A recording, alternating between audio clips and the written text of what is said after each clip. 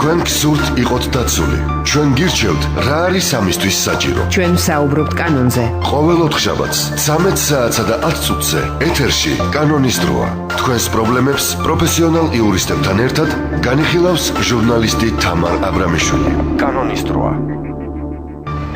დღეს ოთხშაბათია, პირდაპირ ეთერში ბრუნდება გადაცემა კანონის, სტუდიაში თამარ აბრამიშვილი მუშაობს.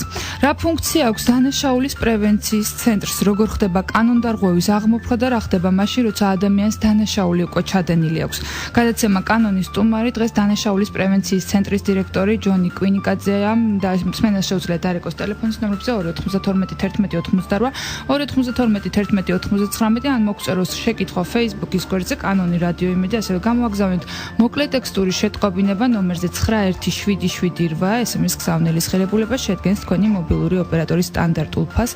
SMS სერვისით რადიო იმედს უზრუნველყოფს კომპანია SMS-Co, ვებგვერდის მისამართი SMS-Co წერტილიჯი, ტელეფონი 219 40 14. რა ვიცით კანონის შესახებ? როგორ დავიცვათ საკუთარი უფლებები და თავისუფლება? მოგესალმებით ბატონ ჯონი, ძალიან დიდი მადლობა რომ მონაწილეობთ გადაცემაში პირველ რიგში. და დავიწყოთ საუბარი 2012 წლიდან შექმნილ ცენტრის საქმიანობასთან დაკავშირებით. რა საქმიანობს, აი რა არის მთავარი მიზანი ამ ცენტრის? საზოგადოებას რო აუხსნათ, აქტივობები შეიძლება ითქვას ბოლო პერიოდში დაიწყო ამ ცენტრის მხრიდან. მე რამდენიც თქვენ 6 თვეა რაც დაინიშნეთ დამოუკიდებლობას და ახლა. პირველ რიგში მადლობა მინდა გითხრათ ამ საავტორო გადაცემისთვის, ამ თემის დაინტერესებისთვის და ჩემი მოწვევისთვის.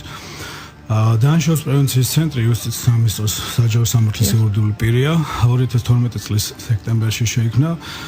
მაშინ შეიქმნა აქცენტი კეთდებოდა არასრულწლოვანთა დანაშაულის პრევენციაზე და განსაკუთრებული აქცენტი კეთდებოდა ეწოდებულ პირველ დონის პრევენციაზე.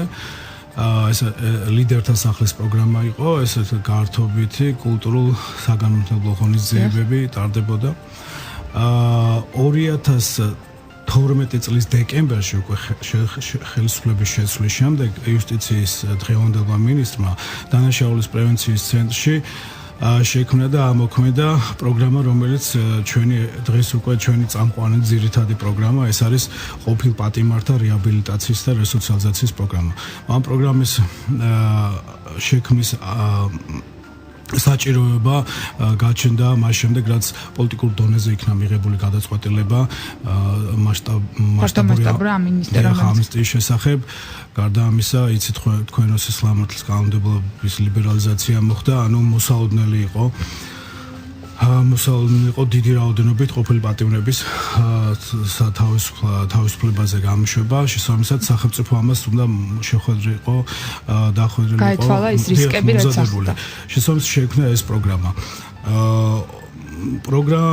პროგრამის შექმნის დღიდან იმის გამო რომ ეს პროგრამა თავისთავად სიახლეა და ჩვენს არათხელ საქართველოში ამ ჩვენს პოსტსაბჭოთა სივრცეში ანალოგიური არ არსებობს, თუმცა არის რა თქმა უნდა ევროპის წამყვან ქვეყნებში ასეთი ორგანიზაციები, რომელიც ყოფილ პატიმრებზე ზრუნავენ.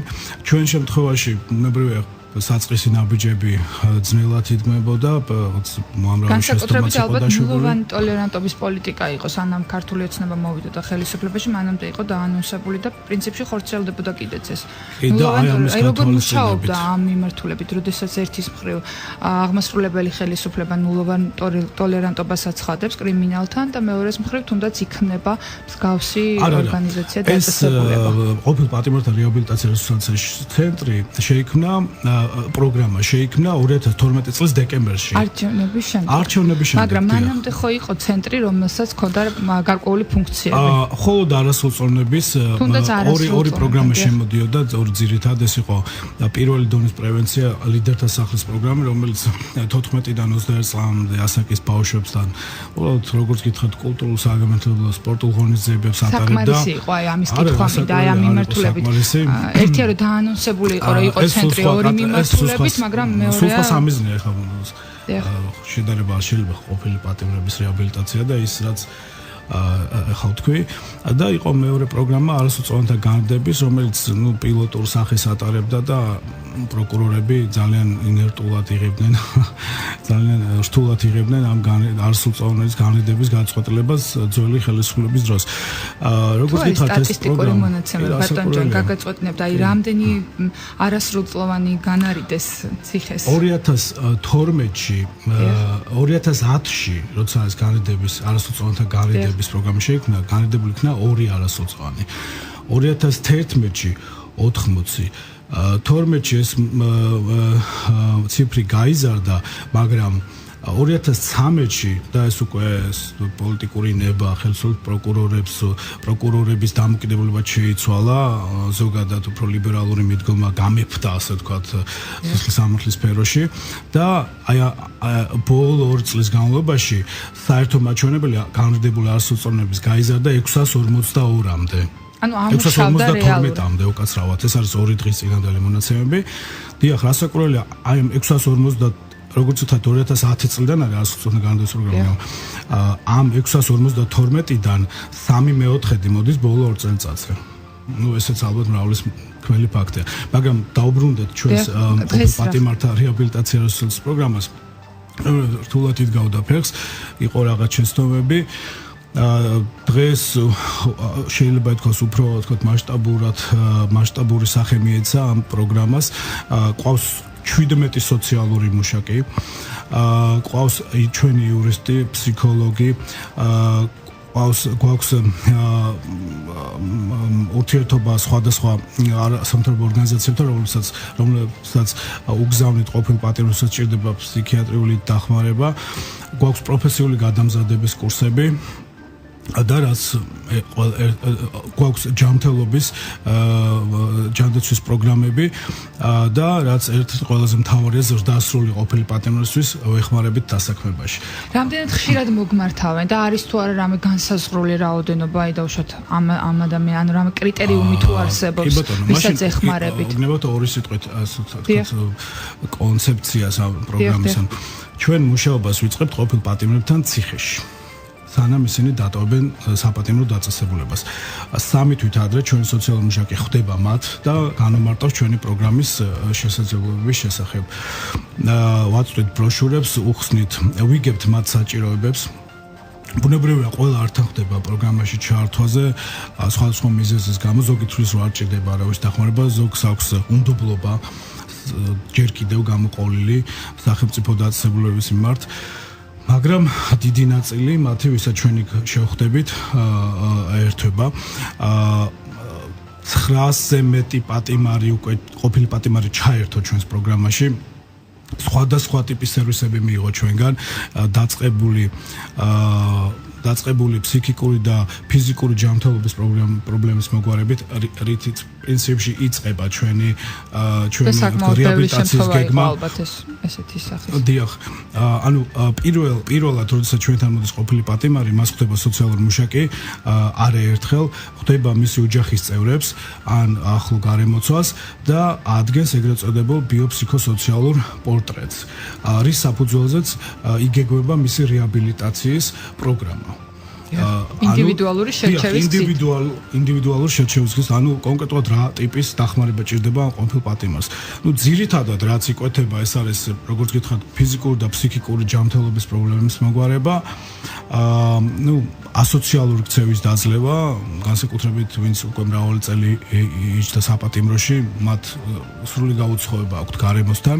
აი ამის შემდეგ უკვე რაც ეს პრობლემები დაიძლევა, სოციალური მუშაკი და ფსიქოლოგი შეთანხმდებიან, რომ ამ ადამიანს მეტაკლებად მოუგვარდა ფსიქიკური პრობლემები, უკვე შემდეგი ეტაპი არის პროფესიული გადამზადება.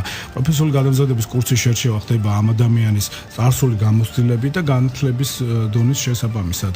აი პროფესიული გადამზადების შემდეგ კი უკვე ხდება რეკომენდაციების გაცემა დამსაქმებელთან, ან თვითონ იპოვის სამუშაო ადგილს და ჩვენ ვთქვათ რეკომენდაციას უწევთ, რომ ძირთადად ორი ტიპის რეკომენდაციას ითხოვენ ჩვენგან დამსაქმებლები, ეს არის რომ ფსიქიკურად ჯანმრთელია და რეციდივისკენ მიდრეკილება არ აქვს. ჩვენ ამ რეკომენდაციების გაცემაზე ძალიან ფრთხილი ვართ, ძალიან სკრუპულოზურად ვეკიდებით ამ საქმეს და დღეის მდგომარეობით შეიძლება ითქვას, რომ აი უშუალოდ ჩვენი დახმარებით, ისე რომ ჩვენს გარეშე ვერ დასაქმდებოდა, არის 97 ყოფილი პატიმარი დასაქმებული, სტაბილურ დასაქმებას გულისხმობ, არა ერთ თვიანს, მოკლევადიანს. ეს არის ასე ვთქვათ ეტაპები ჯაჭვი რეაბილიტაციის. არის გაწერილი დავშოთ პროგრამის თუ ესეც ინდივიდუალური. ზოგადად ითვლება რომ 12 თვემდე შეიძლება იმუშაოს სოციალურმა მუშაკმა ყოფილ პატიმართან, თუმცა ეს შეზღუდვა არ აქვს. ეს ერთი მხრივ მით არის განპირობებული რომ ჩვენი ადამიანური რესურსი შეზღუდულია და შეიძლება ეხლა სოციალურ მუშაკი წლები გაყვეს, მაგრამ რეალურად ეს შეზღუდვა არ მუშაობს და ჩვენც არ ვექცევით ამ ჩარჩოებში, ჩვენ ყავს რეალურად ყოფილი პატიმარი, რომელიც უკვე წელწადზე მეტია ჩვენ სოციალურ მუშაკთან მჭიდრო ურთიერთობაშია. ბატონო ჯონი, გადაცემაში რეკლამის დრო და რეკლამის შემდეგ ვისაუბროთ ასევე არანაკლებ მნიშვნელოვან თემებზე, ეს არის რეციდივის თავიდან აცილება, როგორ ახორციელებთ ამას, ასევე რისკ ჯგუფებთან, ანუ როგორ ადგენთ რისკ ჯგუფებს და პირველადი დანაშაულის პრევენციაც ალბათ საინტერესო თემებია, ასევე მოგმართავენ თუ არა და ამ შემთხვევაში რა ხდება, რამდენიმე წუთში დავუბრუნდებით რეკლამის შემდეგ პირდაპირ ეთერში. ჩვენ მზად ვართ პროფესიონალი იურისტების დახმარებით პასუხი გავცეთ თქვენს ყველა სამართლებრივ შეკითხვას. ბრუნდებით პირდაპირ ეთერში დღეს ჩვენ ვსაუბრობთ დანაშაულის პრევენციის ცენტრის საქმიანობის შესახებ. ჩვენი სტუმარია ცენტრის დირექტორი ჯონი კვინიკაძე. ბატონო ჯონი, გადაცემის სანამ რეკლამაზე გავიდოდით, ჩვენ დავაანონსეთ თემა. რისკ ჯგუფები ყველაზე საინტერესოა ალბათ იმისთვის, რომ დანაშაული იქნას აღმოფხვრილი ქვეყანაში, რომ რაც შეიძლება ნაკლები იყოს კრიმინალი. ანუ რას გულისხმობს რისკ ჯგუფების დადგენა, როგორ ადგენთ, რამ პროგრამა არსებობს, საერთაშორისო გამოცდილება გაიზიარეთ და აი ამის შესახებ რო გვიამბოთ. მოგეხსენებთ. რეკლამამდე ჩვენ ვისაუბრეთ რეციდივის პრევენციაზე, ანუ ყოფილ პატიმრებზე ვსაუბრობთ. ზოგადად კრიმინალურ ფონს განაპირობებს რეციდივი და არა პირველადი დანაშაული. ამიტომ ძალიან მნიშვნელოვანია ყოფილ პატიმრების რეაბილიტაცია და რესოციალიზაცია, რადგან სრულფასოვან წევრად იგრძნიან თავი და აღარ გაუჩნდათ სრული განმეორებით დანაშაულის. მაგრამ რა თქმა უნდა, ყველაზე უფრო ეფექტური IAF-ი და გრძელვადიან პერსპექტივაში გრადი პრევენცია, ეს არის პირველადი დანაშაულის პრევენცია და განსაკუთრებით არასრულწლოვანებთან. ჩვენ ზოგადად დანაშაულის პრევენცია სამ დონეზე ხდება. პირველი დონე ეს არის არასრულწლოვნები, რომლებსაც არაფრით არ გამოირჩევიან სუდით, ასე ვთქვათ, არ მიდრეკილება არ აქვთ კრიმინალისკენ, არც ნარკომომხმარებლები არიან, მაგრამ მათთანაც მდევს მუშაობა ჩვენთან, ასე ვთქვათ, ავახალისოთ ჯანსაღი ცხოვრების წესი, სამართლებრივი ცნობიერება აუმაღლოთ და უამრავი სხვადასხვა პროგრამებია ჩვენთან, ლიდერთა სახლის პროგრამები ვეძახით, ასე ქვია.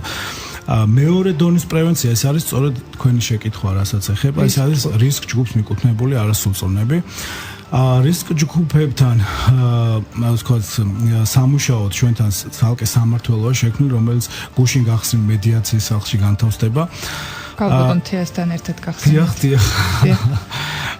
ამის საქმიანობის შესახებ ზოგადად მედიაციის მოგვიანებით ვისაუბრეთ, მანამდე ამოვწუროთ აი რისკ ჯგუფებთან დაკავშირებით გეტყვით, რომ ჩვენ გვაქვს კაფედ გაწერილი კრიტერიუმები, რის საფუძველზეც ვადგენთ თუ ესა თუ ის არასრულწლოვანი დანაშაულის ჩადენის რისკ ჯგუფს განეკუთვნება, ანუ მხოლოდ რამდენიმე ჩამოგითვლით, ეს არის მაგალითად ნარკომომხმარებლების ოჯახის წევრები, ყოფილი დამჟამინდელი პატიმრის შვილები, ანუ უმცროსი და-ძმა, ოჯახური ძალადობის. რა თქმა უნდა, სოციალური მსახურების სააგენტოსთან გვაქვს მჭიდრო კავშირი და როგორც იცით, მათი სოციალური მუშაკები ძალიან ესე დეტალურ ინფორმაციას ფლობენ დიახ ოჯახების შესახებ, მათგან მოხდება გადმომისამართება არასრულწლოვნების, რომლებსაც ისინი ჩათვლიან, რომ ის ოჯახური გარემო, სადაც ისინი ზრდებიან, რისკს ქმნის მათი, ვთქვათ, არაჯანსაღი, არასწორი განვითარებისთვის. გარდა ამისა, გენდერული ძალადობის შემთხვევაში ინსპექტორები გასცემენ შემაკავებელ ორდერს და მათგანაც შეიძლება მივიღოთ, რომ განსაკუთრებით სადაც გენდერულ ძალადობას აქვს ადგილი, იმ ოჯახებში გაზრდილი არასრულწლოვნები უკვე შეგვიძლია რისკ ჯგუფს მივაკუთვნოთ. აქაც ინდივიდუალურად ხდება შერჩევა პროექტების, ანუ გეგმის დავუშვათ. აი თქვენ ახსენეთ ყოფილი სამმართველოში, რომლებიც არასრულწლოვან რისკ ჯგუფს მიკუთვნებულ არასრულწლოვანთან იმუშავებენ, ყავს რამოდენიმე ახალგაზრდებთან მომუშავე სპეციალისტი, რომელიც პროფესიით ფსიქოლოგია, ყავს ფსიქოლოგი, შტატით ფსიქოლოგი, რომელიც მხოლოდ უკვე რთულ შემთხვევებში ჩაერთვება. ყავს ინოვაციური პროექტების კოორდინატორები და მენეჯერი, რომლებიც ფსიქოლოგის და სოციალური მუშაკის და ახალგაზრდებთან მომუშავე სპეციალისტის მიერ შედგენ გეგმის მიხედვით კულტურულ საგანმანათლებლო სპორტულ ღონისძიებებს დაგეგმავენ ამ არასრულწლოვნებისთვის. მათ შორის გასვლითი ლაშქრობები, დიახ, მრავალდღიანი, რომელიც კონკრეტულად გაწერილი იქნება იქ ფილოსოფიას, ვთქვათ, შინაარსი ამ მიზანი ამ შეხვედრების. გარდა ამისა, უამრავი ტრენინგი, სამართლებრივი ცნობიერების ამაღლება და უამრავი სხვადასხვა ღონისძიება. მე გითხრათ, თუ ჩვენ მემორანდუმები გვაქვს სხვა ფედერაციებთან, მაგალითად რაგბის ფედერაციასთან, ფეხბურთის ფედერაციასთან და სხვა მაგალითად პიონერთა სასახლესთან ახლა ცოტა ხანში გავაკეთებთ. და ეხმარებით ამ ადამიანებს როგორ ქვია ახლა მოსწავლე ახალგაზრდებს, მაგრამ ისე ეს არა, ანუ ეხმარებით ამ ადამიანებს, რომ მათ აქვს უამრავი სხვადასხვა კურსი, სადაც დიახ, ჩვენ აი მემორანდუმის ფარგლებში მათთვის უფასო იქნება ეს კურსები და აი გარდა ამისა მწვრთნელის თანაშემწედ შეიძლება გადავამზადოთ. გვაქვს ამის შესაძლებლობა, გვაქვს ადგილები, დიახ, ფედერაციებს გვაქვს ამის ფუფუნება, რომ სპორტული სკოლები გვთავაზობენ უფასო ადგილებს, როგორც უბრალოდ როგორც სპორტსმენად ჩამოყალიბების, ასევე ვთქვათ, მაგალითად მწვრთნელის თანაშემწედ და ეს სულ ახლახან ქონდა შეხვედრა ფეხბურთის ფედერაციაში, სადაც მაგალითად გითხრეს, რომ ქართულ კლუბებს ძალიან სერიოზული პრობლემა აქვს სხვა ასაკობრივ ნაკრებებში და ჯგუფებში მასაჟისტის. და შესაძლებელია გადაამზადოთ თუ მათი სურვილი იქნება. ესეთი სარფენი პროფესია, თუ კარგ პროფესიონალად ჩამოყალიბდები კი და ქართულ სპორტსაც დავეხმარებით ამით. საინტერესოა ერთ-ერთი მთავარი თემა, რომელიც ყოველთვის ისმის საქართველოში, როდესაც რაიმე პროგრამა იწყება, კვალიფიციური კადრების დეფიციტი. რამდენად გამოხდა მათი გადამზადება? იმიტომ რომ იყო სხვა სისტემა, თქვენს გადაცემის დასაწყისში სახსენეთ, რომ მოქმედებდა გარკვეული პროექტები, თუმცა რეალურად იყო სტატისტიკური მონაცემები ძალიან ცოტა, როდესაც განარიდეს ადამიანი და დღეს შეიცვალა რეალობა, არის სახელმწიფო პოლიტიკა ის, რომ რაც შეიძლება ნაკლები ადამიანი ჩაჭდეს ციხეში, თუმცა არის თუ არა ამისთვის პროკურორები თავისუფლად იღებენ გადაწყვეტილებას, არანაირი ზეწოლა აღარ არის მათზე და მათ დაინახეს არასრულწლოვანთა განრიდების სიკეთე, ამ პროგრამის სიკეთე და ისინი უკვე ასე ვთქვათ, მარტივად იღებენ ამ გადაწყვეტილებას. აი ეს არის დიახ ამ შემთხვევაში. ან პოლიტიკური ნება რადგან არის თვითონ კადრების გადამზადება თუ მოხდა, ვინც უშუალოდ მუშაობს თუნდაც არასრულწლოვანთან. კი, რა თქმა უნდა, ეს ძალიან კარგი შეკითხვაა, იგივე ხარ რისკ ჯგუფებთან მუშაობაში ჩვენ ძალიან წირი გამოცდილება გვაქვს შესაბამისად, არც გამომზადებული კადრი ვერ გვეყოლებოდა. კარგი ის არის, რომ სოციალურ მუშაკთა ასოციაცია არსებობს, რომლებიც უკვე რამოდენიმე წელია, მათ აქვთ საბაკალავრო და სამაგისტრო კურსები თსუ-ში და ილიას უნივერსიტეტში. შესაბამისად, სოციალური მუშაკები ყოველ შემთხვევაში თეორიულად განსწავლული, მაინც ბაზარზე, შრომის ბაზარზე არის. ეხლა სხვა საქმეა პრაქტიკული გამოცდილების სოციალური მუშაკები რამდენად ყავს. რა თქმა უნდა, ამის დეფიციტი არის. თუმცა უნდა გითხრათ, რომ მაგალითად ჩვენი 17 სოციალური მუშაკი, რომელიც ჩვენ შევარჩიეთ, მე მათზე თავს დავდებ, ისინი პროფესიონალები არიან, თუმცა ჩვენ გვაქვს რანგირება სოციალური მუშაკების გამოცდილების და პროფესიონალის მიხედვით, 4 რანგის მიხედვით და ასე ვთქვათ, პირველი რანგი ყველაზე რთულ შემთხვევებზე მუშაობენ, ეხმარებიან ქვედა რანგის სოციალურ მუშაკებს გაზრდაში და თავიანთ კეისებში. ეხლა რაც შეეხება თქო ფსიქოლოგს, აქ უფრო არსებობს. თუმცა მუშაობთ ამ მიმართულების იმისთვის, რომ უფრო მეტად კვალიფიციური კადრები იყოს ამ სამსახურში. საერთაშორისო გამოცდილების გაზიარებას ჩამოყავს რეგულარულად ექსპერტები, მადლობები და გადაუხადო ევროკავშირის წარმომადგენლობას და UNICEF-ს. ისინი განსაკუთრებით დიდ წვლილში აქვთ აი ამ ვთქვათ ჩვენი თანამშრომლობის პროფესიონალიზმის დონის ამაღლებაში და არ მხოლოდ ჩვენი მაგათ ხა იმის გამო რომ ეს დანაშაულის პრევენცია ესეთი უწყებათა შორისი საქმეა და მხოლოდ იუსტიციის სამინისტრო და მით უმეტეს ჩვენი სიპი ამას ვერ გაუმკლავდება. ეს დონორი ორგანიზაციები დიდ აქცენტს აკეთებენ მაგალითად პროკურორების გადამზადებაზე. სამართალდამცავი სხვა ორგანოების წარმომადგენლების გადამზადებას, თუმცა ეს ერთობლივად უნდა მოხდეს. სხვანაირად შეუძლებელი იქნება დიდი წარმატების. იგივე მაგალითად, როცა არასრულწლოვან რისკ ჯგუფს მიკუთვნებულ არასრულწლოვანებზე საუბრობთ, იქ პოლიციელების როლი, უბნის ინსპექტორების როლი ძალიან მნიშვნელოვანია.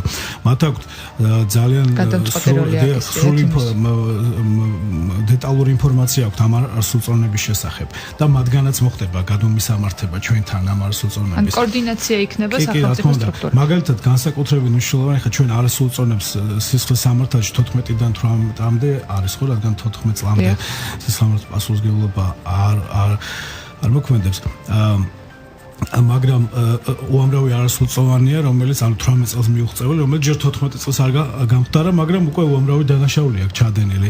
აი მათთან დაკავშირებით ეს ზუსტად ჩვენი სამიზნე ჯგუფი იქნება, რადგან პოლიცია, ასე ვთქვათ, ვერაფერს ვერ უშვება, პროკურორი ვერ ერევა, სისხლის პასუხისმგებაში ვერ მისცემენ, მაგრამ რაღაც უნდა გააკეთონ. ადრე ესეთი მიდგომა იყო, რომ ელოდებოდნენ, როდის გახდებოდა 14 წლის და არც ელოდებოდნენ, მერე 14 წლის რო გახდებოდა დანაშაული ჩაიდენდა თუ არა.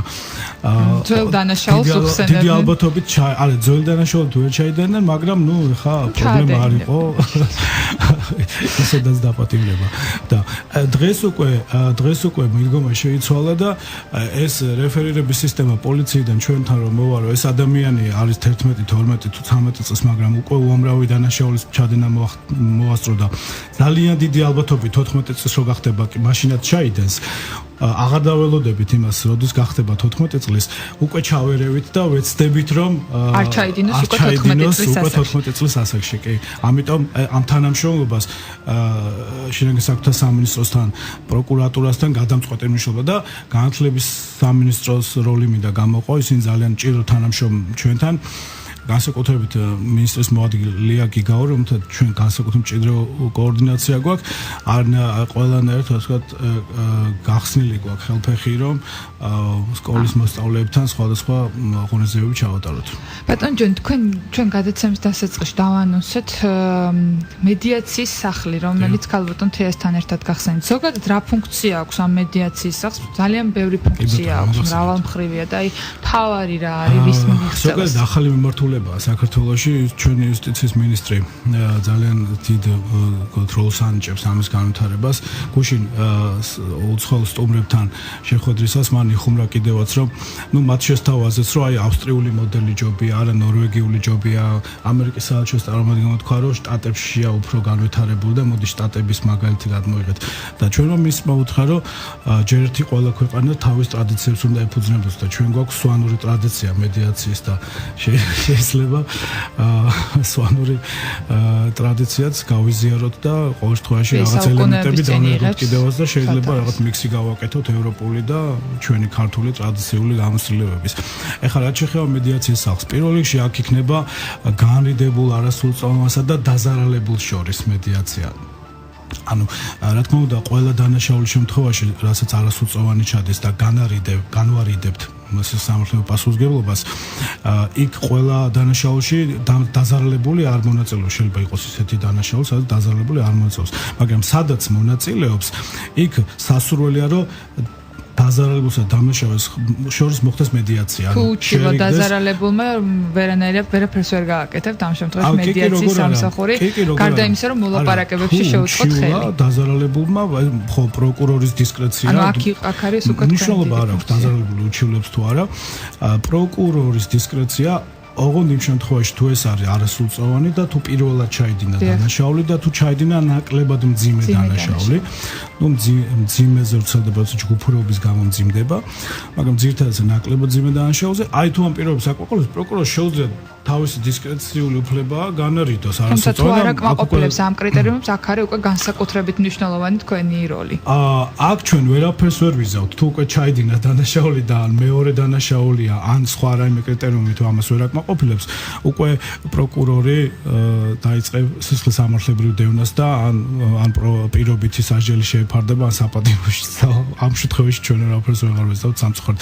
ხო და დაუბრუნდები ამას, როცა განარიდებენ არასრულწლოვანს, დაზარალებულ შორის სასურველია რომ მოხდეს მედიაცია, რადგან პირველ რიგში გააცნობიეროს დამნაშავემ არასრულწლოვანმა თავისი ჩადენილი დანაშაული ბოდიში მოუხადოს დაზარალებულს, ყოველგვარი საფრთხე გამოირცხოს იმისი, რომ რაღაც მომენტში მოხდება რაღაც შურისძიების მომენტი იქნება, ხშირად არის ხოლმე ნათესავების შორის და შემდეგ ეს მომენტი გამოირცხოს და გარდა ამისა განრიდების ხელშეკრულებაში სოციალური მუშაკი ადგენს არასრულწლოვნის პიროვნული განვითარებისთვის საჭირო პროგრამას. განრიდება ეს მხოლოდ სისხლისმღერლთა პასუხისმგებლობიდან განრიდება არ არის, ეს არის არასრულწლოვნისთვის საჭირო და სასურველი პროგრამაში ჩართვა. მე გითხარით, რომ მაგათაც შეიძლება ცურვის აბონემენტი უყიდოთ 6 თვიანი ან მოსწავლე სასახლეში დიახ რაიმე კურსზე ჩავრთოთ დიახ რასაკურველი, მაგრამ შეიძლება ასევე დაუწესოთ ვალდებულება, მაგათაც პოპულიდან რომელმაც ყავის დიდი ქილა მოიპარა, მას ასე ვთქვათ დავაკისრეთ პოპულში მუშაობა, ეს რა თქმა უნდა შეთანხმებით პოპულის ადმინისტრაციასთან და მუშაობდა, იცით, ეხმარებიან მოსულ სტუმარს, მყიდველს მოძებნაში რაიმე იმის პროდუქტის, აი იქ მუშაობდა უხელფასოდ.